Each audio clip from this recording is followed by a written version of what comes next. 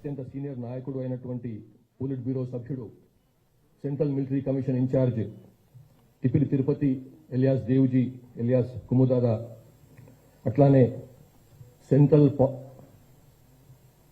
Committee సభ్యుడు CCM అయిన మల్ల రాజిరెడ్డి ఎలియాస్ సంగ్రామ్, వీళ్ళిద్దరితో పాటుగా రాష్ట్ర స్థాయి చెందినటువంటి తెలంగాణ రాష్ట్ర కమిటీ కార్యదర్శి బడే చొక్కారావు ఎలియాస్ దామోదర్ ఎలియాస్ జగన్, మరియు రాష్ట్ర కమిటీ సభ్యుడు స్టేట్ కమిటీ మెంబర్ అయినటువంటి నూనె నరసింహారెడ్డి ఎలియాస్ గంగన్న ఎలియాస్ సన్ను దాదా కూడా అజ్ఞాతాన్ని వీడి బయటికి వచ్చినారు. వారికి మేము అభినందనలు తెలుపుతున్నాం. వీరి యొక్క వివరాలు క్లుప్తంగా ఆల్రెడీ మీకు ఇచ్చినటువంటి నోట్లో ఉన్నాయి, కానీ వీక్షిస్తున్న వాళ్ళ కోసం అని చెప్పి వివరాలు. ఈ తిరుపతి జగిత్యాల జిల్లా కోరుట్లకు చెందినటువంటి వాడు. ఈ పాత కరీంనగర్ జిల్లా, ఇప్పుడున్నటువంటి జగిత్యాల జిల్లా కోరుట్లకు చెందినటువంటి వ్యక్తి. ఇతనికి ప్రస్తుతం 62 సంవత్సరాలు. ఇతను కోరుట్లలో ప్రాథమిక విద్య పూర్తి చేసుకొని తర్వాత మెట్రికులేషన్ పూర్తి చేసుకొని తర్వాత కోరుట్ల ప్రభుత్వ జూనియర్ కాలేజీలో చేరినప్పుడు, తర్వాత కరీంనగర్లో ఇంటర్మీడియట్ చేస్తున్నప్పుడు ఆర్ఎస్యూతో సంబంధాలు ఏర్పడి ఆ విధంగా విప్లవ రాజకీయాల పట్ల ఆకర్షితుడైనాడు. కోరుట్ల ఆర్ఎస్యు టౌన్ అధ్యక్షునిగా, తర్వాత కరీంనగర్ ఆర్ఎస్యు టౌన్ అధ్యక్షునిగా బాధ్యతలు నిర్వహించినాడు. 78లో సిపిఎంఎల్ పీడబ్ల్యూ కంటే ముందు రూపం ఉన్నటువంటి సిపిఎల్ ఆర్గనైజేషన్ పెట్టినటువంటి జగిత్యాల జైత్యయాత్రలో పాల్గొని దాని ద్వారా ఆకర్షితుడైనాడు. 1982లో సిపిఎంఎల్ పీపుల్స్ వార్లో జాయిన్ అయినాడు. 1980లో ఆ పార్టీ ప్రారంభించారు, అది మీకు తెలుసు. తర్వాత 1984లో ముప్పాళ్ళ లక్ష్మణరావు ఎలియాస్ గణపతి ఇచ్చినటువంటి సూచన మేరకు మల్ల రాజిరెడ్డి ఎలియాస్ సంగ్రామ్, టిపిలి తిరుపతి ఇద్దరు దండకారణ్యానికి వెళ్లారు. అక్కడి నుంచి పూర్తిగా దండకారణ్యంలో మహారాష్ట్రలో తన అజ్ఞాత జీవితాన్ని గడిపినాడు. గచ్చిరోలి జిల్లా కార్యదర్శిగా, తర్వాత బండారా డివిజన్ కమిటీ మహారాష్ట్ర స్టేట్లో తన కార్యదర్శిగా అట్లా అతను పనిచేసి 2001లో 9th కాంగ్రెస్ కు హాజరై అక్కడ సెంట్రల్ కమిటీ మెంబర్గా పదోన్నతి పొంది, తర్వాత సెంట్రల్ మిలిటరీ కమిషన్ అత్యున్నతమైన మిలిటరీ బాడీ అది సిపిఐ మావోయిస్టులకు, దానికి సభ్యుడిగా నియమితుడైనాడు. 2017లో సెంట్రల్ మిలిటరీ కమిషన్ పూర్తి ఇన్ఛార్జిగా బాధ్యతలు నిర్వహించి ఇప్పటికీ అదే బాధ్యతలో ఉన్నాడు. మల్లోజుల వేణుగోపాల్ ఎలియాస్ సోను పార్టీ నుంచి బయటకు వచ్చిన తర్వాత సిపిఐ మావోయిస్టు పార్టీ యొక్క అధికార ప్రతినిధిగా కూడా వ్యవహరిస్తున్నాడు. ప్రస్తుతం పోలిట్ బ్యూరో మెంబర్గా సెంట్రల్ మిలిటరీ కమిషన్ ఇన్ఛార్జిగా ఉంటూ అజ్ఞాతం నుంచి బయటకు వచ్చినాడు. తర్వాత మల్లా రాజిరెడ్డి, వీరిది శాస్త్రపల్లి గ్రామం, మంథని మండలం, పెద్దపల్లి జిల్లా, పాత కరీంనగర్ జిల్లా. ఇతను సెంట్రల్ కమిటీ సభ్యుడిగా పనిచేస్తూ ఉన్నాడు. ఇతను నార్మల్ వ్యవసాయ కుటుంబానికి చెందినవాడు. 1975లో రత్నమ్మ తన భార్యను పెళ్లి చేసుకున్న తర్వాత ఆమెతో పాటుగానే ఆమె కూడా అయినమ్మడే పార్టీలోకి వెళ్ళిపోయింది. తర్వాత ఆమె ఛత్తీస్గఢ్లో జరిగినటువంటి ఎన్కౌంటర్లో 1998లో మరణించింది. ఇతను 71లో ఇంటర్మీడియట్ పూర్తి చేసి 1974లో ఆర్ఎస్యూలో జాయిన్ అయినాడు. మల్లోజుల కోటేశ్వరరావు ఎలియాస్ కిషన్జీ, అతను వెస్ట్ బెంగాల్లో వెస్ట్ బెంగాల్లో ఎన్కౌంటర్లో మరణించినాడు. అతనితో కలిసి ఈ మార్క్సిస్ట్ లెనినిస్ట్ మావోయిస్ట్ సిద్ధాంతాల పట్ల ఆకర్షితుడై అయినాడు. తర్వాత 1980లో సిపిఎంఎల్ పీడబ్ల్యూ ప్రారంభించిన తర్వాత బొగ్గుగనుల ప్రాంతంలో ఉద్యమ నిర్మాణానికి కృషి చేసినాడు. 1988లో అంతకుముందు అరెస్ట్ అయ్యి ఆదిలాబాద్ జైలు నుంచి తప్పించుకొని పారిపోయి సబ్ జైలు నుంచి పారిపోయి 1989లో మళ్ళీ అజ్ఞాత జీవితం మొదలుపెట్టినాడు. సాగర్ నాయకత్వంలోని మంగి ఆదిలాబాద్ జిల్లా మంగి సాయుధ దళంలో పనిచేసినాడు. సరే, ఇవన్నీ డీటెయిల్స్ అన్నీ మీకు. గడ్చిరోలిలో డివిజనల్ కమిటీ సెక్రటరీగా ఆ జిల్లా సెక్రటరీ పనిచేసినాడు. తర్వాత 87లో దండకారణ్య కమిటీకి అప్పుడు పెట్టినటువంటి పీడబ్ల్యూ పెట్టినటువంటి దండకారణ్య కమిటీకి తొలి కార్యదర్శిగా నియమితుడైనాడు. అంతకుముందు ఫారెస్ట్ కమిటీ కార్యదర్శిగా కూడా పనిచేసినాడు. 1990లో సెంట్రల్ కమిటీ సభ్యునిగా నియమితుడై దండకారణ్య స్పెషల్ జోనల్ కమిటీకి గైడ్ చేసేటువంటి బాధ్యతలు అతనికి అప్పగించారు. 2001లో మహారాష్ట్ర, కర్ణాటక, కేరళ, తమిళనాడు సంబంధించినటువంటి ఈ రాష్ట్రాలను కలుపుకొని సౌత్ వెస్ట్ రీజనల్ బ్యూరోను ప్రారంభించగా దానికి అతన్ని ఇన్ఛార్జిగా నియమించారు. తర్వాత 2007లో జరిగినటువంటి యూనిటీ కాంగ్రెస్ లో ఇతన్ని పోలిట్ బ్యూరో సభ్యునిగా నియమించారు. అంటే టాప్ 5-6 అతను ఒకడన్నమాట. 2007లో కేరళ రాష్ట్రంలో సంస్థాగతపరమైనటువంటి కార్యక్రమాల కోసం పోయినప్పుడు అక్కడ అరెస్ట్ అయినాడు. మళ్ళీ 2009లో జైలు నుంచి విడుదలైన తర్వాత మళ్ళీ అజ్ఞాతవాసం ప్రారంభించాడు. 2010 నుంచి 16 వరకు ఛత్తీస్గఢ్ ఒడిశా సరిహద్దు సిఓబి స్పెషల్ జోనల్ కమిటీ కార్యదర్శిగా పనిచేశాడు. తర్వాత 2017లో ఒడిశా రాష్ట్ర కమిటీకి కూడా సెక్రటరీగా ఉంటూ దానికి మార్గదర్శకత్వం వహించాడు. 2022లో దండకారణ్యకు బదిలీ అయ్యి అప్పటి నుంచి ఇప్పటి వరకు దండకారణ్య స్పెషల్ జోనల్ కమిటీకి ఇన్ఛార్జిగా సీసీ మెంబర్స్ తరఫు నుంచి ఇన్ఛార్జిగా కొనసాగుతున్నాడు. ఇక ఇక్కడ బయటకు వచ్చినటువంటి మూడవ నాయకుడు బడే చొక్కారావు ఎలియాస్ దామోదర్. ఈయన 46 years ఆఫ్ ఏజ్, ములుగు జిల్లా తాడ్వాయి మండలం చెందినటువంటి కాలోపల్లి గ్రామం. ఇంతకుముందు ఈ ప్రాంతం పాత వరంగల్ జిల్లాలో ఉండేది.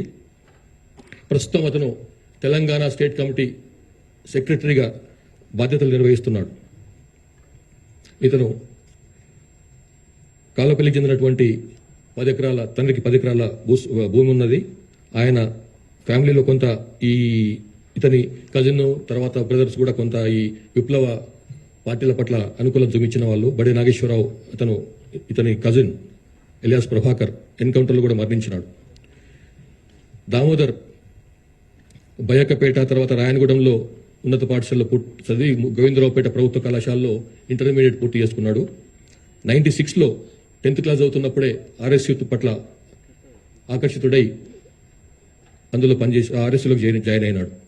తర్వాత అజ్ఞాతంలోకి వెళ్లిపోయి ఏటూరు నాగారం మహాదేవ్పూర్ ప్రాంతం దళంతో తన అజ్ఞాత జీవితాన్ని ప్రారంభించాడు. తర్వాత ఏటూరు నాగారం మహాదేవ్పూర్ ఏరియా కమిటీకి కార్యదర్శిగా పనిచేసిండు. ఖమ్మం, కరీంనగర్, వరంగల్ డివిజనల్ కమిటీకి సభ్యుడిగా కూడా పనిచేసిండు. తర్వాత 2007లో ఈస్ట్ డివిజన్ కమిటీ కార్యదర్శిగా కూడా నియమించబడ్డాడు. 2015లో తెలంగాణ స్టేట్ కమిటీలో సభ్యునిగా నియమించబడి 2019లో తెలంగాణ రాష్ట్ర కమిటీ మిలిటరీ అఫైర్స్ కూడా అతను ఇన్ఛార్జిగా వ్యవహరిస్తున్నాడు. 2025 జనవరిలో తెలంగాణ రాష్ట్ర కమిటీ సెక్రటరీగా నియమించబడి ఇప్పటి వరకు ఆ బాధ్యతలు నిర్వహిస్తున్నాడు. నూనె నరసింహారెడ్డి, ఇలియాస్ గంగన్న, ఇలియాస్ రాహుల్, ఇలియాస్ సన్నుదాదా. ఈయనకి 62 ఏళ్ల వయసు.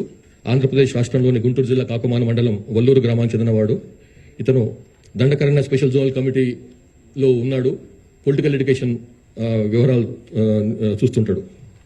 ఇతను బీఎస్సీ పూర్తి చేసిన తర్వాత నర్సరావుపేటలో ఎల్ఎల్బి కోసం అని చెప్పి గుంటూరులో చదువుతూ ఆర్ఎస్యూ కలాపాల పట్ల ఆకర్షితుడైపోయి యూజీ అయిపోయినాడు. 1990లో దుర్గిదళంలో పనిచేశాడు. అట్లానే ఇంకా రకరకాలుగా డిఫరెంట్ ప్లేస్లో పనిచేసిండు. కానీ 2002లో అతను విజయవాడలో పోలీసులు అరెస్ట్ చేయగా మళ్ళీ 2004లో బయటకు వచ్చి మళ్ళీ ఆ టైంలో 2004లో జరిగినటువంటి చర్చల కార్యక్రమంలో అప్పుడే రాష్ట్ర ప్రభుత్వానికి సిపిఎంఎల్ పీడబ్ల్యూకి మధ్య జరిగినటువంటి చర్చలలో అతను ఆ చర్చలకు ఉన్నటువంటి మెయిన్ సభ్యులకు సహకరించాడు. తర్వాత మళ్ళీ యూజీ అయిపోయిన తర్వాత పొలిటికల్ ఎడ్యుకేషన్ టీంలో పనిచేసిండు. Scope sub committee of political education, sub committee and political education అంటారు, దాంట్లో పనిచేసిండు.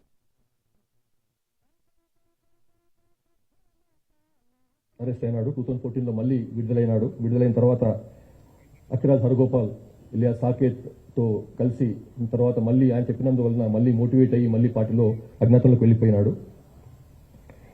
2025లో ఇతన్ని తెలంగాణ రాష్ట్ర కమిటీకి బదిలీ చేయగా అప్పటి నుంచి ఇప్పటి వరకు అతను ఆ బాధ్యతలో ఉన్నాడు. 21 అక్టోబర్ 2025 రోజు పోలీసు అమరవీరుల సంస్కరణ సందర్భంగా గౌరవ ముఖ్యమంత్రి, తెలంగాణ ముఖ్యమంత్రి శ్రీ రేవంత్ రెడ్డి గారు ఇచ్చినటువంటి పిలుపు మేరకు చాలా మంది బయటకు వస్తున్నారు. అజ్ఞాతం వీడి తెలంగాణ అభివృద్ధిలో భాగస్వామ్యం కమ్మని చెప్పి వారు అప్పుడు పిలుపునిచ్చినారు. కొన్ని సరే వాళ్ళు బయటకు వచ్చిన దానికి వేరు కొన్ని కారణాలు చూపించినాము, అందులో క్లియర్గా ఉన్నాయి, మీరు చూసుకోవచ్చు. తెలంగాణ ప్రభుత్వం తరపు నుంచి ఏదైతే పునరావాసం పథకం మనం ప్రారంభించినామో 1993 ఆ టైంలో, దాంట్లో ఏదైతే వీరికి రివార్డ్ రావాలనో పునరావాసానికి సంబంధించినటువంటి అంశాలు అయితే ఉన్నాయో అవన్నీ కూడా వారికి ఇవ్వబడతాయి. ఇప్పుడు ఇందులో స్పెషల్ ఇంటెలిజెన్స్ బ్రాంచ్ ఐజీగా ఉన్నటువంటి శ్రీమతి సుమతి గారు, వారి టీం చేసినటువంటి అద్భుతమైన కృషి కారణంగానే వీళ్ళందరూ బయటకు వచ్చినారు. వాళ్ళని మెల్లమెల్లగా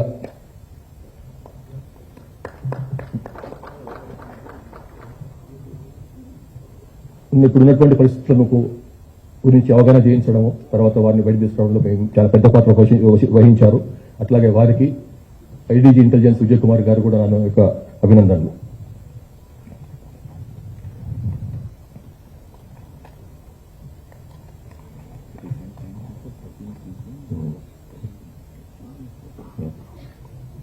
ఈ విధంగా 2025-26లో లాస్ట్ 2 years లో, ఇంకా 2 years కూడా కాలేదు, 4 సీసీఎంలు బయటకు వచ్చినారు. 16 మంది ఎస్సీఎంలు, 26 మంది డివిజనల్ కమిటీ సభ్యులు అండ్ సెక్రటరీలు 26 మంది, అట్లా ఏసీఎంలు ఆర్ ఏసీఎస్లు 85 మంది, పార్టీ మెంబర్స్ 460 మంది, మొత్తం 591 మంది లాస్ట్ 2 years లో వాళ్ళు బయటకు వచ్చినారు. తెలంగాణకు సంబంధించినంత వరకు మనకు 11 మంది తెలంగాణలో పుట్టి పెరిగిన 11 మంది ఇంకా అజ్ఞాతంలో ఉన్నారు. వాళ్ళు కొంతమంది ఆల్రెడీ మాకు టచ్ లోకి వచ్చినారు. వాళ్ళు కూడా పిలుస్తున్నాం తొందరగా బయటకు రమ్మని చెప్పి. ఇందులో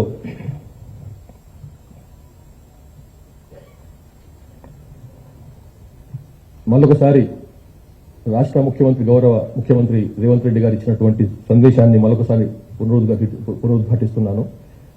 యూజీలో ఉన్నటువంటి వాళ్ళు, తెలంగాణకు సంబంధించిన వాళ్ళు తొందరగా బయటకు వచ్చి ఈ ప్రధాన స్రవంతిలో, ప్రధాన జనవాహినిలో కలవాలని చెప్పి మరొకసారి పిలుపునిస్తున్నాను. తెలంగాణ కోసం అని చెప్పి కాన్స్టిట్యూషనల్ మీన్స్ లో, లీగల్ మీన్స్ లో పనిచేయాలని చెప్పి వాళ్ళని కోరుతున్నాను.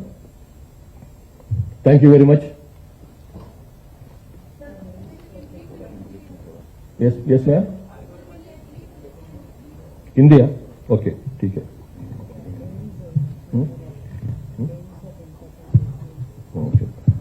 టైం కూడా చెప్తా. అవి ఒక్కసారి తెలుగులో ఇంకొక నిమిషం మాట్లాడిన తర్వాత చెప్తాం.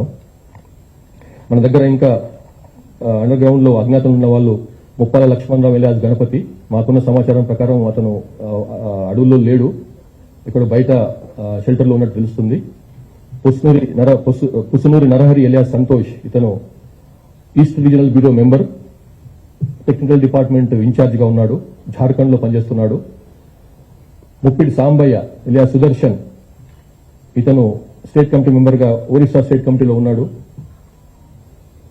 వార్త శేఖర్ ఎలియాస్ మంక్తు, ఈయన దండకారణ్య స్పెషల్ జోనల్ కమిటీలో ఉన్నాడు, ఇంజనీరింగ్ వ్యవహారాలు చూస్తాడు, కమ్యూనికేషన్ వింగ్ కు ఈయన ఇన్ఛార్జిగా ఉన్నాడు.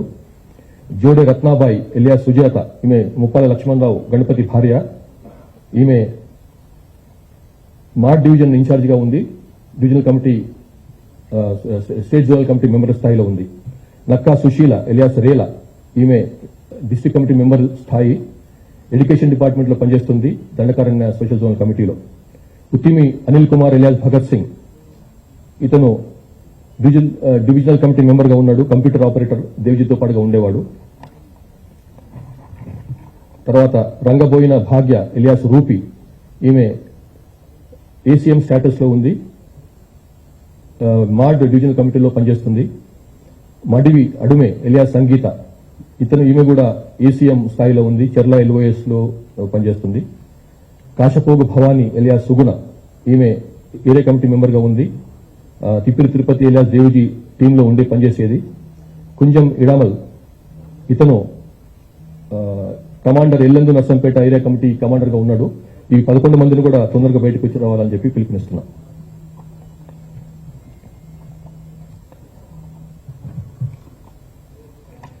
आज हिंदी में दो लफ्ज बोलेंगे, उसके बाद में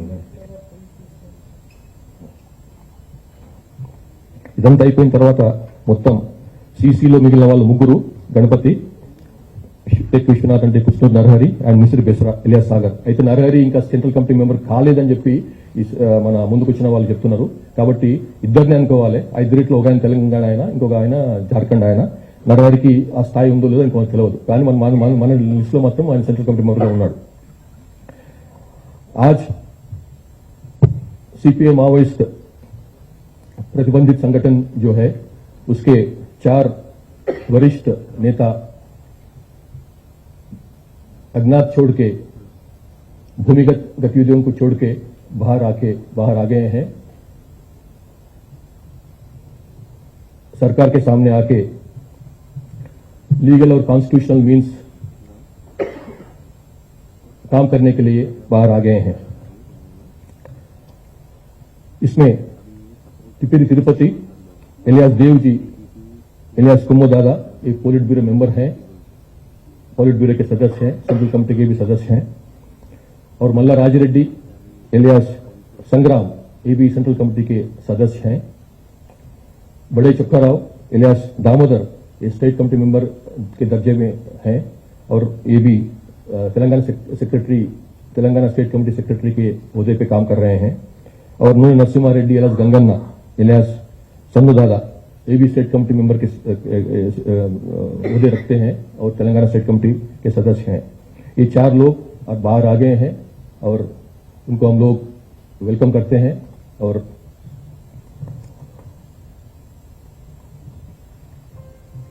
इसमें 3 जो हैं तेलंगाना के हैं और एक आंध्र प्रदेश के नेटिव वाले हैं. अभी जो अज्ञात में है, भूमिगत हैं, उन लोगों को भी हम लोग अपील करते हैं कि जल्द से जल्द बाहर आ जाएं. तेलंगाना के 11 लोग बाकी हैं अभी भूमिगत, और वो लोगों की हम जो हमारे मुख्यमंत्री रेवंत रेड्डी साहब जो अपील करे हैं उसको दोहराते हैं कि आप जल्द से जल्द बाहर आ जाए और लीगल मीन्स पे, कॉन्स्टिट्यूशनल मीन्स पे बाहर आके काम करें. Thank you.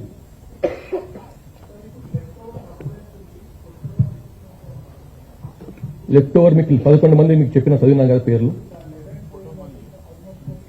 0 మనకు లాస్ట్ మీరు అడిగారు లాస్ట్ రిక్రూట్మెంట్ ఏమో. లాస్ట్ టైం రిక్రూట్మెంట్ 2019లో అయింది. దాని తర్వాత రిక్రూట్మెంట్ లేదు తెలంగాణ నుంచి. మధ్యలో ఆ తర్వాత 2-3 అయినప్పటికీ కూడా వాళ్ళు ఎంబడి తిరిగి వచ్చిన, చాలా రోజులు ఉండకుండా తిరిగి వచ్చినారు. కాబట్టి లాస్ట్ రిక్రూట్మెంట్ అయ్యి ఇంకా యూజీగా ఉన్న వాళ్ళు 2019లో అయిన ఒక వ్యక్తి. దాని తర్వాత రిక్రూట్మెంట్ లేదు తెలంగాణ నుంచి.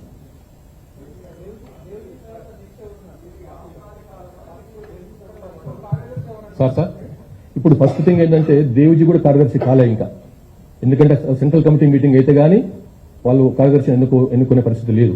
సెంట్రల్ కమిటీ మీటింగ్ అయ్యే పరిస్థితి లేదు కాబట్టి దేవ్జీని కూడా కార్యదర్శి చెప్పలేము. కానీ మన మీద ఉన్నాడు ఆయన, కానీ అయ్యే అవకాశం ఉండేది. సెంట్రల్ కమిటీ మీటింగ్ అయితే ఆయన కార్యదర్శి అయ్యే అవకాశం ఉండేది. సార్ గణపతి గారికి సంబంధించిన ఆచూకు ఉంది సార్, ఆయన లొంగిపోతారని చెప్పి ఉదయం కొన్ని న్యూస్ స్పెక్యులేషన్ వచ్చాయి సార్. మీరు ఎవరు మాట్లాడుతున్నారండి? Sir yeah yes sir. Ganapathi గారు